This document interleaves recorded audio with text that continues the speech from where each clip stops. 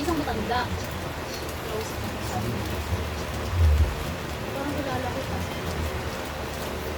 Oh? Paano po? Sabi niya. Palahi ko namin. Ha?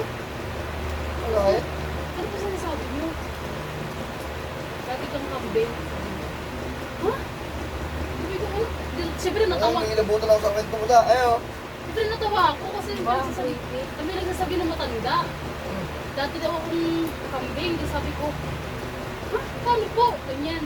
Tapos maya-maya, nahawa kayo dito ko, yung sa likod ko. Dapat di ka nagbawak pa. Nahawa ko yung sa likod ko. Siyempre, ako naman, nag-iisip na ako ano yun. Tapos, hindi ko nga makabot ano yung nakawakan niya dito.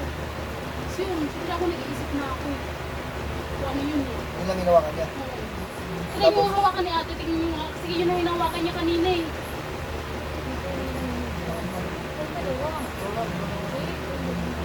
Kasi hawakan lang ako. Tapos ang dalawa. Dito banda oh. Putang ina. Putang ina.